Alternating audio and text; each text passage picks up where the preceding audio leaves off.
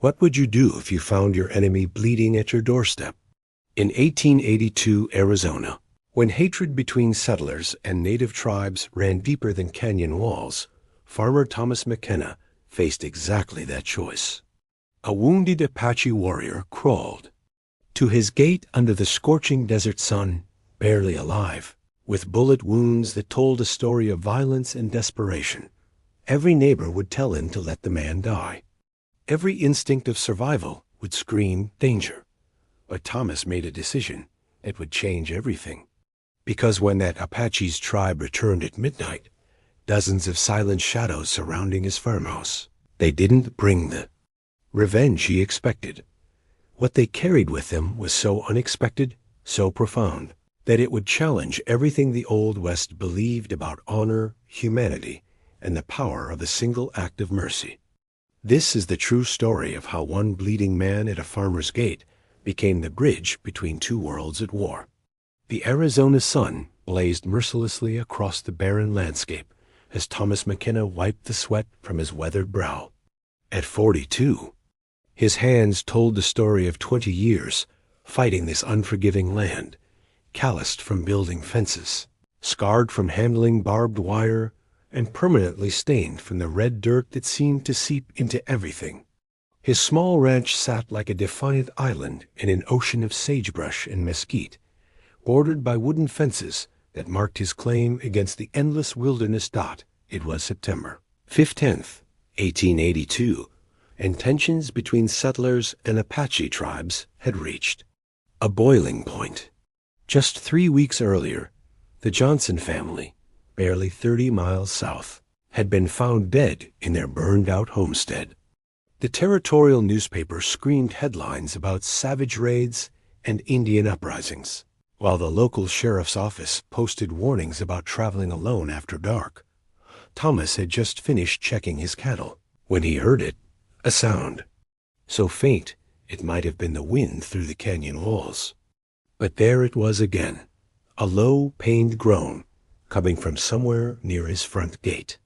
His hand instinctively moved to the Winchester rifle slung across his shoulder as he approached cautiously, boots crunching on the gravel path he'd laid stone by stone. What he saw made his blood run cold. A young Native American man, barely 20 years old, lay crumpled against the wooden gate post. His traditional Apache clothing was torn and soaked with blood from multiple bullet wounds, one in his left shoulder, another in his side, and what looked like a grazing wound across his scalp. The man's breathing was shallow and labored, his bronze skin pale from blood loss. Dark hair hung in matted strands across his face, but Thomas could see the sharp cheekbones and strong jaw that spoke of Apache heritage. Thomas's first instinct was to reach for his rifle. Every story he'd heard, every warning from neighbors, every newspaper headline screamed that this was danger. Apache warriors were feared throughout the territory for their skill in warfare and their intimate knowledge of the desert terrain. To help one could mean signing his own death warrant. But as he looked down at the wounded young man, something else stirred in Thomas's chest. The Apache's eyes fluttered open, dark brown, filled with pain, but also with an unmistakable intelligence and dignity that reminded Thomas of his own son, who had died of fever 3 years earlier. This wasn't a savage warrior. This was somebody's child, leading and dying on his property. Jesus Christ, Thomas muttered under his breath, kneeling beside the wounded man. The Apache's eyes focused on him with visible effort, and Thomas saw recognition flicker there. The knowledge that his life now rested in the hands of a white settler got. The smart thing would be to let him die. The safe thing would be to pretend he'd never seen him. But Thomas McKenna had learned long ago that living with yourself was harder than living with danger. "Easy there, son," Thomas said softly, his voice carrying the gentle tone he'd once used with injured horses. "You're hurt pretty bad, but you're alive. That's something." The Apache tried to speak, but only managed a whispered word in his native language that Thomas couldn't understand.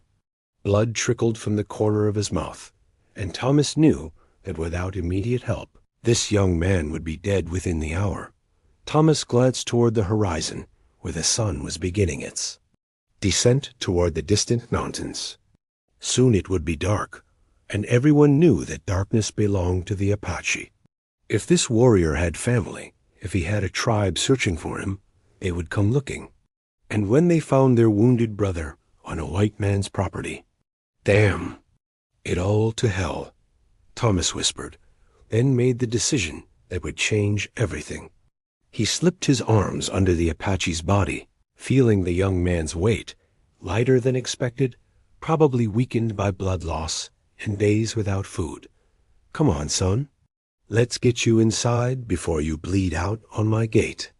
As Thomas carried the wounded Apache toward his modest wooden house, he didn't notice the figure watching from the ridge line half a mile away. Another Apache warrior, older and scarred from many battles, who had been tracking the blood trail for hours. The watcher's dark eyes narrowed as he saw the white farmer disappear into his house with his wounded brother. The sun continued its relentless descent toward the horizon, and somewhere in the vast Arizona wilderness, drums began to beat a message that would travel from canyon to canyon, mesa to mesa, carrying news that would bring an entire tribe to Thomas McKenna's door when the moon reached its peak. The wounded Apache's name was Ayana, which meant eternal blossom in his language. But Thomas didn't know that yet. All he knew was that he'd just crossed a line that most men in the Arizona Territory would never dare to cross, and there would be no going back.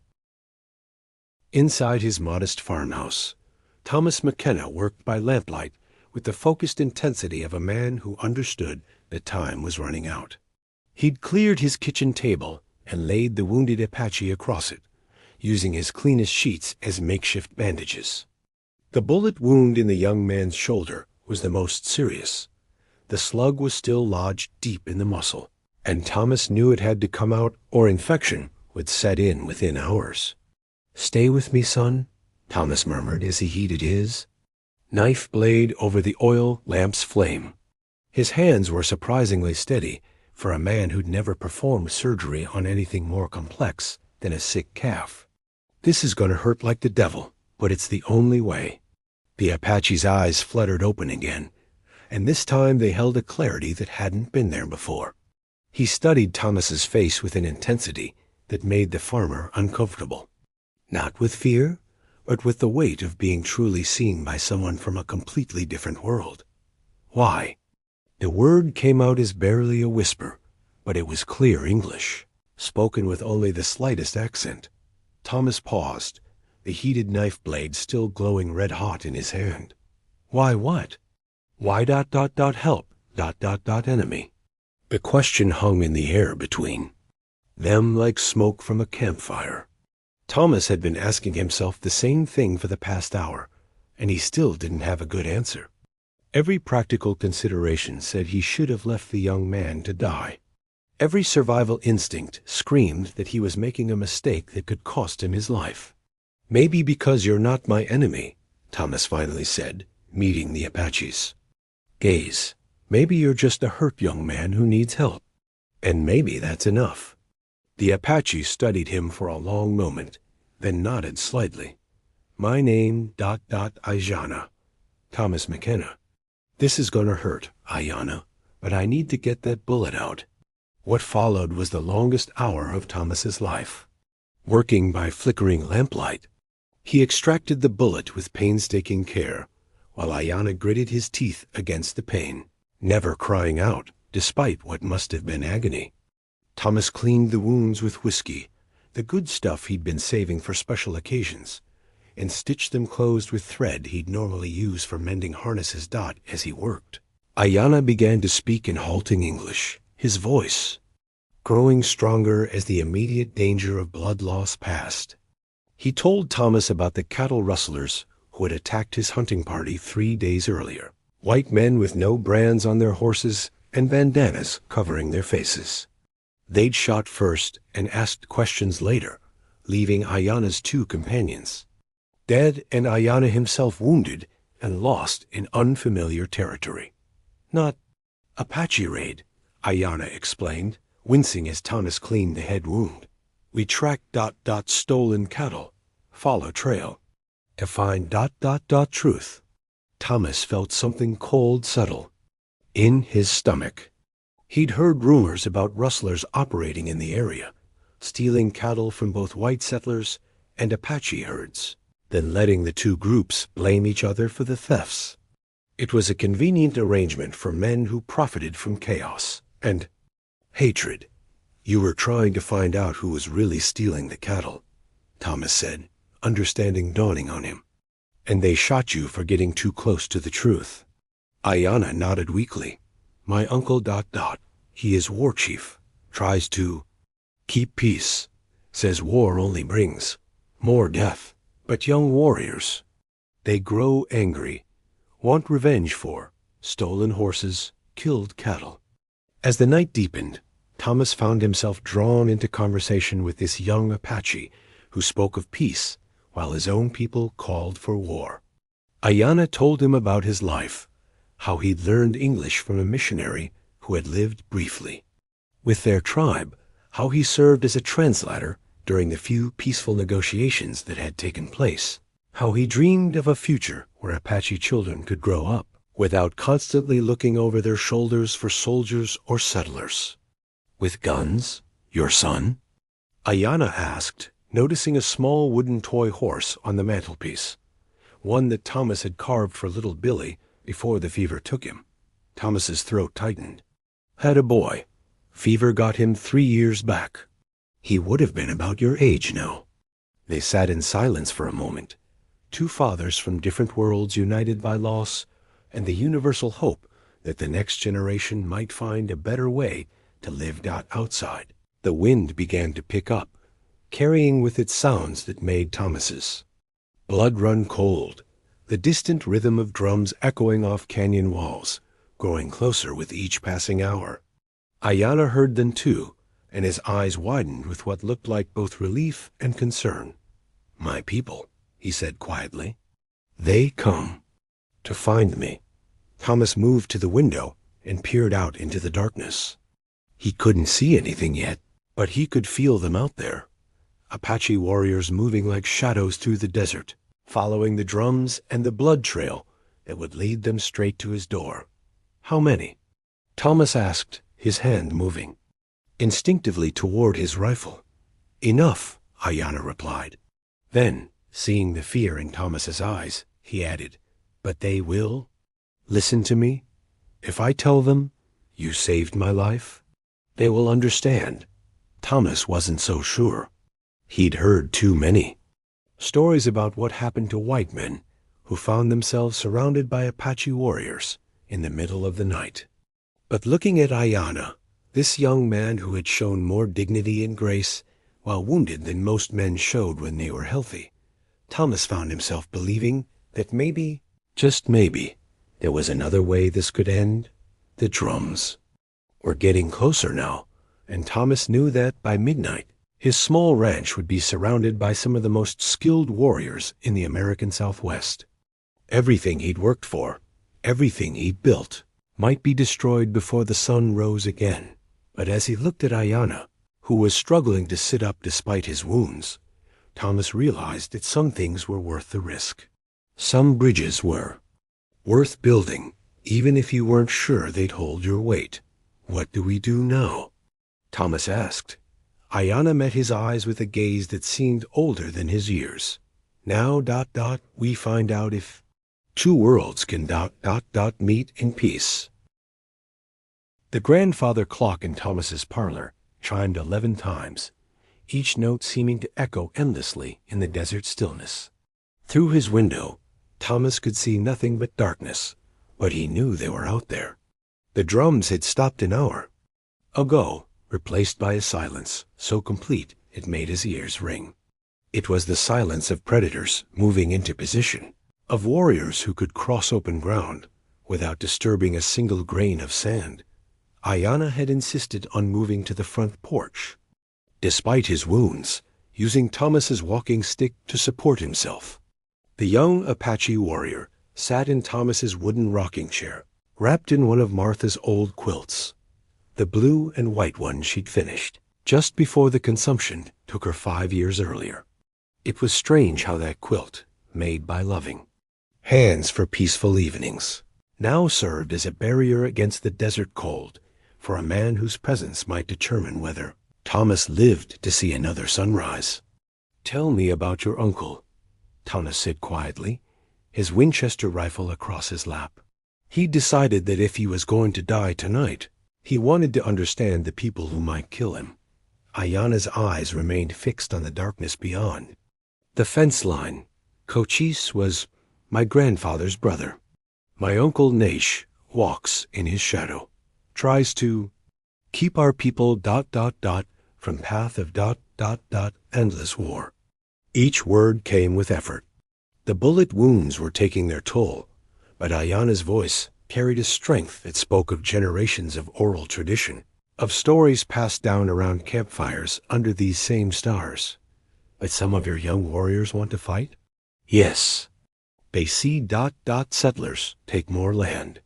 Each year, see cattle where buffalo ... once ran. See sacred places ... become white man's towns." Ayana shifted painfully in the chair. "They ask why ... we talk peace, when peace only means losing more ... with each ... passing season." Thomas understood that feeling. He'd felt it himself when the railroad company had tried to claim part of his land for their tracks, offering him payment that wouldn't have bought half the lumber he'd used to build his barn.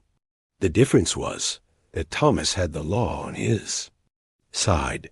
The Apache had only their weapons and their knowledge of the desert. "And what do you believe?" Thomas asked before Ayana could answer.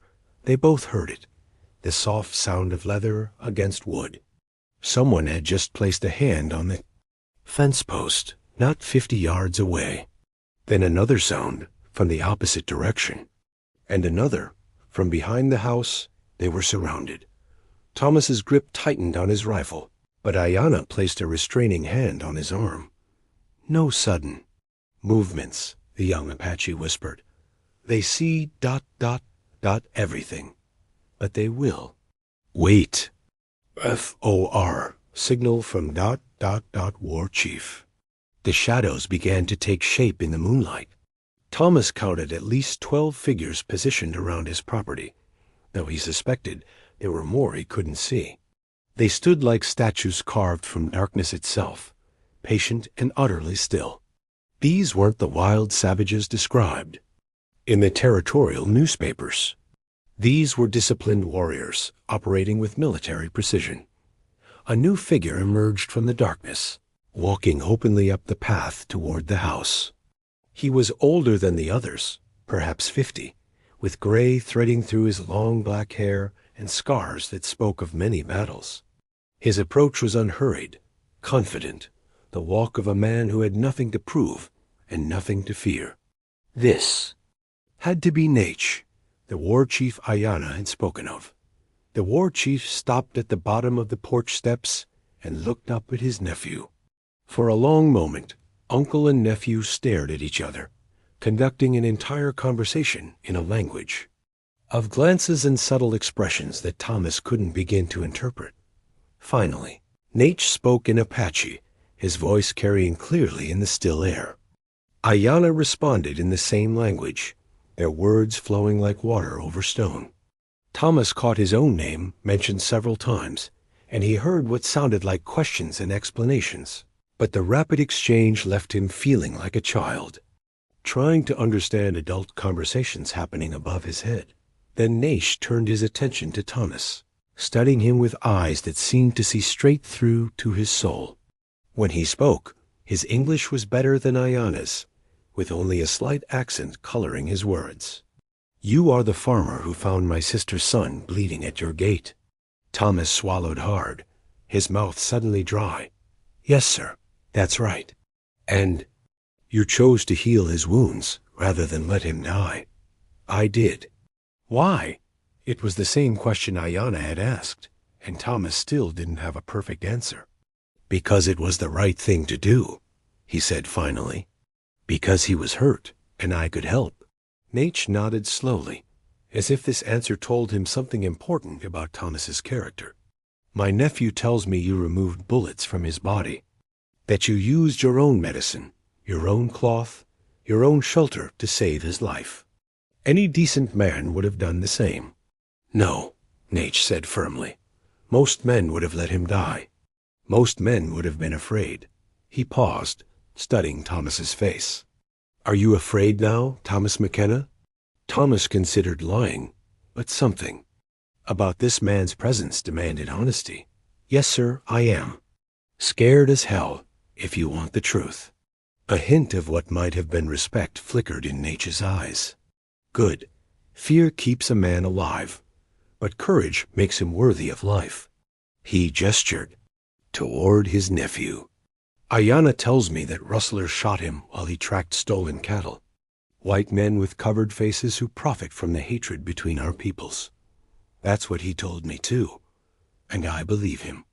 These men, they steal from your people as well as mine. They let us blame each other while they grow rich from our anger. Thomas nodded. It made sense. More sense than the random acts of violence the newspapers reported. What can we do about it? Nate was quiet for a long moment, his gaze moving from Thomas to his wounded nephew and back again. When he spoke, his words carried the weight of a decision that would affect both their peoples. We can choose to be enemies, as these rustlers.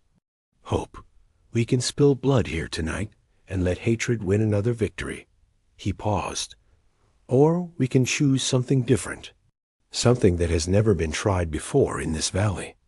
The war chief stepped closer to the porch, and Thomas saw something unexpected in his weathered features.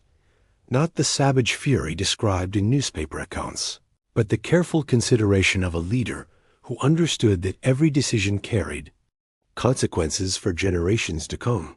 What are you proposing? Thomas asked. Niche smiled, and for the first time since this long night began, Thomas felt something that might have been hope stirring in his chest. Come sunrise, the war chief said, we will show you something that will change how both our peoples see each other. But first, we must wait for the moon to reach its highest point. What we bring you must be given in the sacred time, when the spirits of wisdom are strongest. As if summoned by his words, the other Apache warriors began to move closer to the house, no longer hiding in the shadows, but walking openly into the circle of lamplight. Thomas saw that they carried something between them, bundles wrapped in decorated hides, heavy objects that required multiple men to bear their weight. Whatever the Apache had brought to his farm in the middle of the night, it was something significant enough to require the presence of an entire war party, something that Nate believed could bridge two worlds that had been at war since the first settlers crossed the Mississippi River. Thomas looked at the clock through his window. It was 11:45. In 15 minutes, he would discover. What gift could possibly justify the risk these Apache warriors had taken by coming to his ranch? In 15 minutes, everything he thought he knew about the conflict between settlers and native tribes might change forever. The moon climbed higher, and Thomas McKenna prepared to receive the most unexpected midnight visitors of his life. At exactly midnight, as the moon reached its zenith and cast silver light across the Arizona desert, Nate raised his hand in a signal that brought his warriors forward. They approached in perfect silence, their movements choreographed by years of training and an understanding of ceremony that went back generations. Thomas watched in fascination as the Apache warriors arranged themselves in a semicircle around his porch. Each man carried something different. Some bore bundles wrapped in beautifully decorated hides. Others held wooden boxes carved with intricate symbols. And still others carried what appeared to be scrolls made from specially prepared leather. Stepped forward and began to speak, his voice carrying clearly in the still night air. Thomas McKenna, you have shown honor to our people by saving the life of my sister's son. In our tradition, such an act creates a debt that must be acknowledged. But more than that, it creates a bridge between spirits that cannot be broken. The war chief gestured to his men, who began to unwrap their bundles with ceremonial precision. What they revealed made Thomas's breath catch in his throat. Gold. Not the raw nuggets that prospectors pan from streams, but worked gold, ornate. Spanish coins, elaborate jewelry, and artifacts that gleamed like captured sunlight in the moonbeam. There were silver pieces, too, intricately crafted items that spoke of master craftsmen and centuries of accumulated wealth. "This is our gift to you," Nate continued, "but not for the reason you might think. This treasure was taken many years ago from Spanish conquistadors who came to our land seeking to enslave our people. For generations, we have kept it hidden, waiting for the right purpose." Thomas stared at the fortune laid out before him, his mind reeling. I can't accept this. It's too much. I just did what any decent man would do." "Yes," Nate said with a smile. "That is exactly why you must accept it. But first, you must understand what we ask in return." The war chief nodded to another warrior, who stepped forward carrying a leather scroll. As he unrolled it, Thomas saw that it was covered with drawings and symbols, a map of the territory marked with locations and trails. "For months, we have been tracking the rustlers who shot Ayana," Naish explained. "We know where they hide. We know their roots. And we know their leader, a man called Samuel Morrison, who operates from a canyon stronghold 30 miles north of here." Thomas knew the name. Morrison was supposed to be a legitimate cattle buyer who worked with several of the larger ranches in the territory. If the Apache were right, he was using his legitimate business as cover for a massive rustling operation. Morrison and his men have stolen from Apache herds and white settlers alike, Nate continued. "They sell our cattle to buyers in Mexico, then let our peoples blame each other for the thefts. Each raid creates more anger, more violence, more hatred between us." The full scope of what the Apache were proposing began to dawn on Thomas. "You want to work together to stop them?" "Yes, but more than that." Nate gestured toward the treasure. "We want to give you this gold so that you can expand your ranch, hire men, become a voice of influence in your community. And we want you to use that influence to spread the truth about what really divides our peoples." Another warrior stepped forward, carrying a wooden box that he opened to reveal more scrolls. These were covered with writing in both English and Apache symbols, detailed records of every theft, every false raid, every incident that had been blamed on Apache warriors, when it was actually the work of Morrison's gang. "We have been preparing for this moment for a long time," Nate said. "Ayana was not the first of our young men to be wounded while tracking these thieves, but he was the first to be saved by a white man who chose compassion over fear. That act of courage tells us that you are the bridge we have been seeking." Thomas looked at Ayana, who had been listening to everything with growing strength and clarity. The young Apache nodded encouragingly. "My uncle speaks truth," Ayana said, his English stronger now than it had been earlier. "For too long, both our peoples have been puppets dancing to Morrison's string. He grows rich while we grow to hate each other more with each passing season." "What exactly are you asking me to do?" Thomas asked. Nature's expression grew serious. "Use this gold to build something new. Hire Apache and white workers side by side. Show your neighbors that we can work together in peace. And when the time comes, help us bring Morrison and his men to justice. Not Apache justice or white man's justice, but real justice that both our peoples can witness and understand." The war chief paused, letting the weight of his proposal settle over them. The territorial government will not listen to Apache voices alone, but they will listen to Thomas McConnell, successful rancher and respected member of the community. They will listen when you tell them that peace is more profitable than war. Thomas understood now why the Apache had brought their entire war party for this midnight meeting. This wasn't just about returning a favor. It was about changing the entire dynamic of the Arizona Territory. It was about creating something that had never existed before, a true partnership between Apache and white settlers based on mutual respect and shared prosperity. "And if I say no?" Thomas asked. "Then you keep the gold anyway," Nate replied with a slight smile. "Because you saved my nephew's life, and that debt is already paid in full. But we believe you will not say no, because you have already shown us the kind of man you are."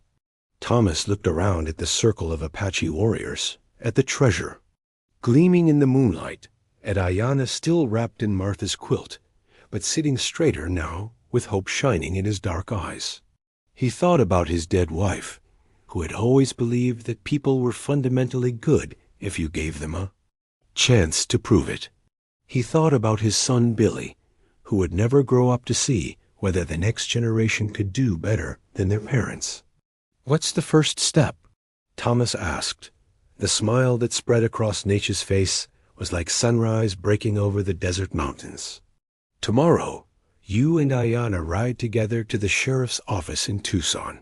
You tell Sheriff Williams what really happened, that Apache warriors were tracking cattle thieves, not raiding settlements. You show him our evidence against Morrison, and you begin building the bridge that will connect our peoples."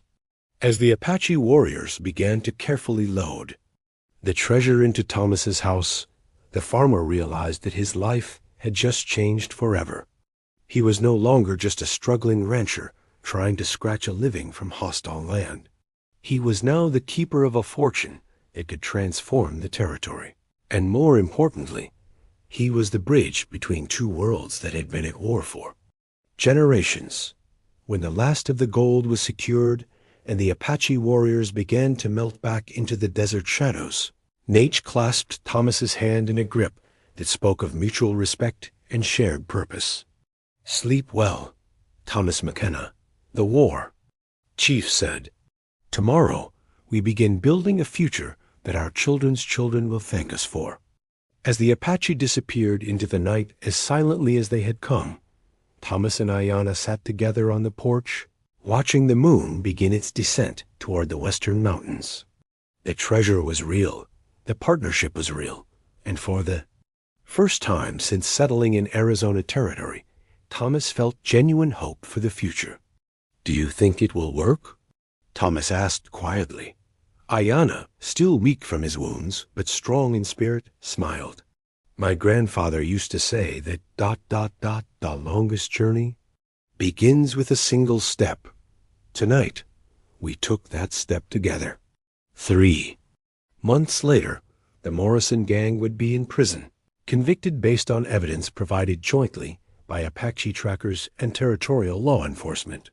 6 months after that, the McKenna Apache Ranch would become the first integrated agricultural operation in Arizona Territory, employing workers from both communities and proving that cooperation was more profitable than conflict. But all of that was still in the future. For now, Thomas McKenna sat in his rocking chair next to a wounded Apache warrior wrapped in his dead wife's quilt, watching the stars wheel overhead and marveling at how a single act of compassion had opened a doorway to a completely different world. Sometimes the most unexpected midnight visitors bring the most precious gifts of all.